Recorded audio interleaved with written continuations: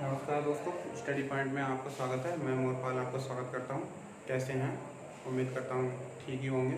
पिछले वीडियो में हमने ब्रह्मांड के बारे में डिटेल से पढ़ दिया था। आज के वीडियो में हम सौरमंडल के बारे में अच्छे से हम पढ़ेंगे।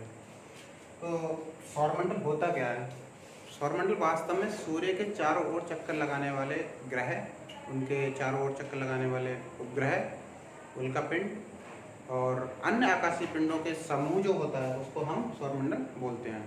सौरमंडल का जो प्रमुख होता है वो कौन होता है? सूर्य। सूर्य सौरमंडल के द्रव का 99.99 द्रव सूर्य में ही निहित होता है। अब चलते हैं सूर्य से। जो इससे पहले कुछ यहाँ से प्रश्न पूछ लिए जाते हैं, सौरमंडल से प्रश्न पूछ लिए जाते हैं कि सौरमंडल का भाग कौन नहीं है। तो अगर तारे ऑप्शन में तारे है तो तारे सौरमंडल का भाग नहीं है। कई बार एग्जाम में आया है इससे जुड़ा हुआ कि कौन सौरमंडल का भाग नहीं है, तो तारे या फिर अन्य नाम दिया जाता है जो सौरमंडल में नहीं है, तो वो सौरमंडल का भाग नहीं होंगे। अब चलते हैं सूर्य की तरफ। सबसे पहले तो ये सौरमंडल का प्रधान है।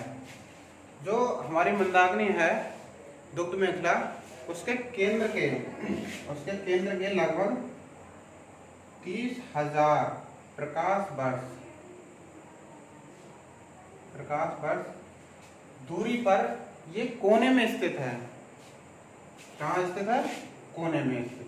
और यह सौरमंडल के केंद्र के जो चक्कर है वो 250 किलोमीटर प्रति सेकंड की गति से चक्कर लगा रहा है। और इसके एक चक्कर में जो समय है वो कितना है? वो है 25 करोड़ वर्ष। इस 25 करोड़ वर्ष को ही ब्रह्मांड वर्ष कहा जाता है। इसके अलावा कुछ अन्य फैक्ट के बारे में चलते हैं। देखिए, जो तारे हैं, तारों के समान ये सूर्य भी एक तारा ही है। तो जो तारों को कहाँ से ऊर्जा मिलती है? वो नाभिकीय संलयन से ऊर्जा मिलती है। जिस प्रकार से तारों को नाभिकीय संलयन से ऊर्जा मिलती है, उसी प्रकार से सूर्य को भी नाभिकीय संलयन से ऊर्जा मिलती है। कई बार क्वेश्चन में आया है कि सूर्य का जो ऊर्जा का स्रोत है वो क्या है, तो हम लगाएंगे नाभिकीय संलयन। इस प्रकार से सूर्य में जो हाइड्रोजन है वो 71% है और हीलियम है 26.5% और अन्य गैसें 2.5%। इसको याद कैसे रखेंगे कि हम याद कैसे रखें? देखिए, पृथ्वी पे 71% जल है। कितना है? 71% जल है। उसी से जोड़ के हम पढ़ेंगे कि सूर्य में हाइड्रोजन का परसेंट कितना है? 71%। इस और दूसरा, पृथ्वी पे जो कहीं मीठा जल है, मीठा जल वो कितना है? 2.5%। तो इसको अन्य गैसों में हम इससे जोड़ के हम पढ़ेंगे। अब एक वैज्ञानिक हुए हेंसबैथ, उन्होंने बताया,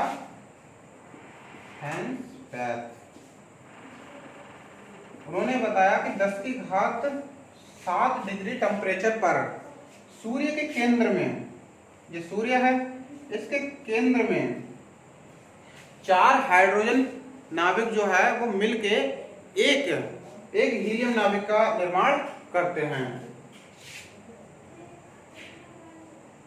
और इसके साथ ही ऊर्जा मुक्त भी करते हैं। इस प्रकार से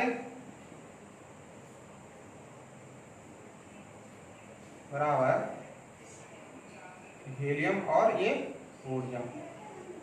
जिस दिन समस्त हाइड्रोजन नाभिक जो है हीलियम में बदल गए, उस दिन सूर्य का अस्तित्व खत्म हो जाएगा। हमने पढ़ा है कि सूर्य का जो उम्र है वो कितनी है?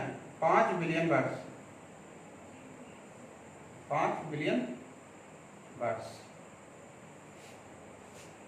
ठीक है, अब चलते हैं आगे।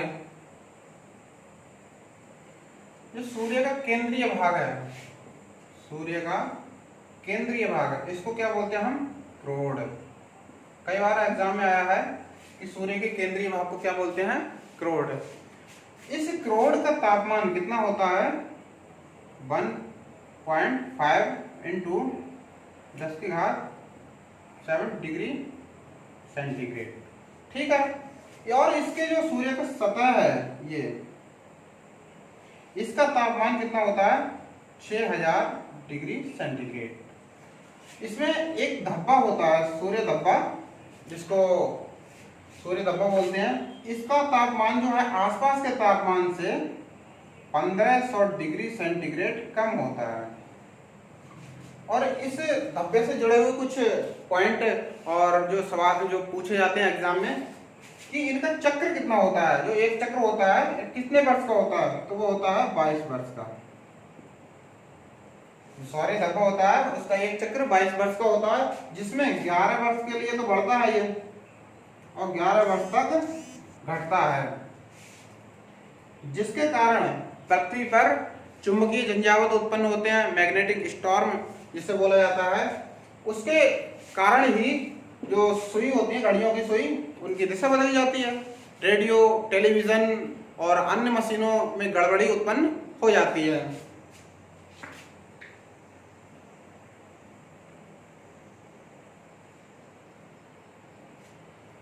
सूर्य का जो प्रकाशमान होता है, प्रकाशमान, उसको क्या बोलते हैं? प्रकाश मंडल।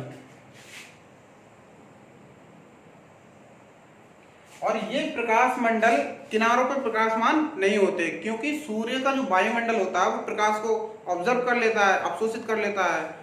तो इस कारण से ये प्रकाश मंडल प्रकाशमान नहीं होते किनारों पे। इसको वर्णमंडल भी बोलते हैं और ये लाल रंग का होता है। अब चलते हैं यहाँ पे, जब चंद्रमा पृथ्वी और सूर्य के बीच में आ जाता है तो घटना कहलाती है सूर्य ग्रहण की।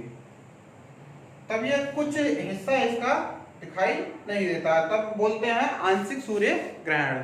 और जब पूरा हिस्सा दिखाई नहीं देता है तो पूर्ण सूर्य ग्रहण बोलते हैं। लेकिन इसके आसपास का चारों ओर का प्रकाश दिखाई देता है, इस प्रकाश को बोलते हैं सूर्य क्रीट, सूर्य क्रीट या कोरोना।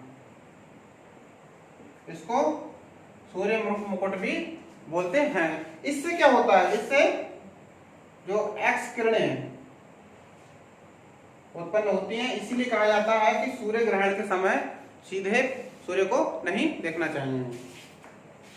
इसके अलावा एक पॉइंट और है, जब ये सूर्य ग्रहण होता है तब ये इसके चारों ओर, सूर्य के चारों ओर एक छल्ला टाइप में दिखता है। तो उसको क्या बोलते हैं? उसको बोलते हैं हीरक वलय। क्या बोलते हैं? हीरक वलय। इसको डायमंड रिंग भी बोलते हैं। लेकिन यहाँ पर ये जो हीरक वलय है वो केवल सूर्य ग्रहण से ना तो पहले दिखेगा ना ही सूर्य ग्रहण के बाद, केवल सूर्य ग्रहण पर ही ये दिखेगा और ये केवल 8 मिनट तक दिखता है। इसका भी एक कारण है। इसका कारण यह है कि चंद्रमा पृथ्वी दोनों गतिमान हैं, अतः ये 8 मिनट में अपनी जो जगह है वो बदल देंगे और 8 मिनट के बाद में सूर्य ग्रहण शांत हो जाएगा। तो ये जो हीरक वलय है वो केवल सूर्य ग्रहण के समय ही दिखाई देता है। अब कुछ अन्य पॉइंट की तरफ चलते हैं। जब सूर्य से जो किरणें होती हैं, सूर्य की रोशनी होती है, वो बुध के बाद में अन्य ग्रहों पर जाती हैं, तब जब पृथ्वी पे पहुंचती हैं तो पृथ्वी के गुरुत्वाकर्षण बल के कारण ये 2 भागों में बट जाती हैं। जो रंगीन किरणें होती हैं तो 2 भागों में बट जाती हैं। अब ये पृथ्वी को होते हैं 2 पोल, एक उत्तरी पोल और एक दक्षिणी पोल। जब ये उत्तरी पोल पर जाती हैं तो एक विशेष नाम अपनाती हैं, ऑरोरा बोरियालिस। और ये जब दक्षिणी पोल पे पहुंचती हैं तो इनको बोलते हैं ऑरोरा ऑस्ट्रेलिस।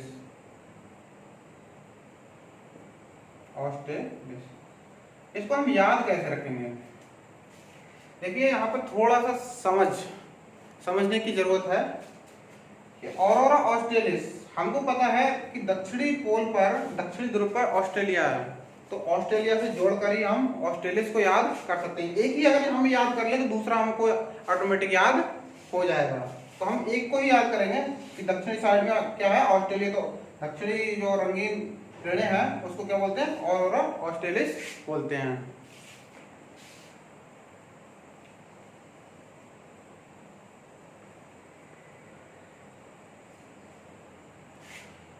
सूर्य की जो पृथ्वी है वो परवलयाकार आकार में इसकी परिक्रमा करती है। इसकी जो औसत दूरी है इसको सौर दूरी भी बोलते हैं, और कभी कभी क्वेश्चन में भी आ जाता है कि जो पृथ्वी और सूर्य के बीच की औसत दूरी को क्या बोलते हैं? तो क्या बोलते हैं? सौर वर्ष बोलते हैं। ये कितनी होती है? 14.98 करोड़ वर्ष। ये अधिकतम दूरी यहाँ पे 15.21 करोड़। और जब न्यूनतम दूरी पर होती है पृथ्वी तो कितनी दूरी होती है? 14.70 करोड़। पृथ्वी जब सूर्य से अधिकतम दूरी पर होती है तो ये घटना होती है, उसको क्या बोलते हैं? अपसौर की घटना। ये कब होती है? 4 जुलाई। और जब सूर्य से पृथ्वी नजदीक होती है तो होती है उपसौर की घटना। ये कब होती है? 3 जनवरी। इसको हम याद कैसे रखेंगे? अपसौर, अप यानी कि अपर क्लास, अपर जो भी, तो ये ऊंचा, मतलब इसको कह सकते हैं ये बड़ा या ऊंचा, अपर क्लास हो गया। और इसको उप मतलब डाउन, नीचे। तो ये कम, जो जब कम दूरी होगी पृथ्वी में सूर्य से तो क्या होगा? उपसौर की घटना होगी। और जब अधिक दूरी होगी तो अपसौर की घटना होगी। अब इसको डेट कैसे याद करेंगे हम? डेट में भी यही फर्क है। 4 जुलाई यानी ये बड़ा है, जुलाई में 4 अक्षर है, और 3 जनवरी ये 3 है, और यहाँ पर जनवरी में 3 अक्षर हैं। तो इसको जोड़ के हम याद कर सकते हैं।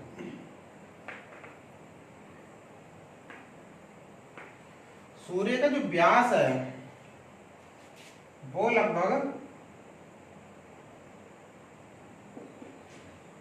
लाख किलोमीटर है।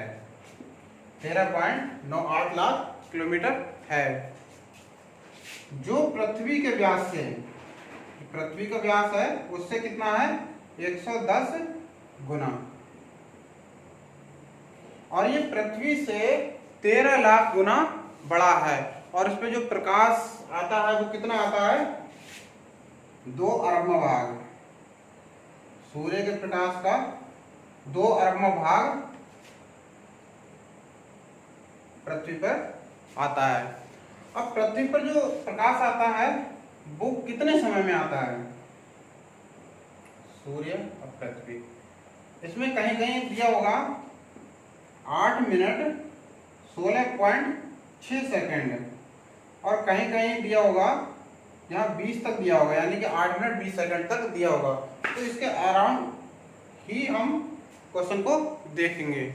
जैसे कि अगर हमने क्वेश्चन में दे रखा है कि 8.16 सेकेंड दे रखा है तो हम इसको लगाएंगे। अगर दे रखा है कि 8 मिनट 20 सेकेंड तो हम इसको लगाएंगे, यानी कि इसके लगभग आसपास ही क्वेश्चन का जो आंसर होगा इसके आसपास ही होगा। चाहे तो वो 8 मिनट 16.6 सेकेंड हो या फिर 8 मिनट 20 सेकेंड हो।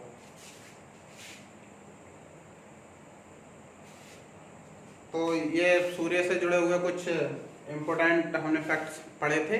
अब इसके बारे में इसके जो अन्य जो ग्रह हैं, ये बुध, शुक्र, पृथ्वी, मंगल, तारकापट्टी और अन्य बाहरी ग्रह, इनके बारे में नेक्स्ट वीडियो में हम पढ़ेंगे। और अगर वीडियो आपको पसंद आया हो तो लाइक करें और चैनल को सब्सक्राइब करें, कमेंट्स भी करें। अगर कोई गलती है तो उसको कमेंट्स में बताएं। धन्यवाद।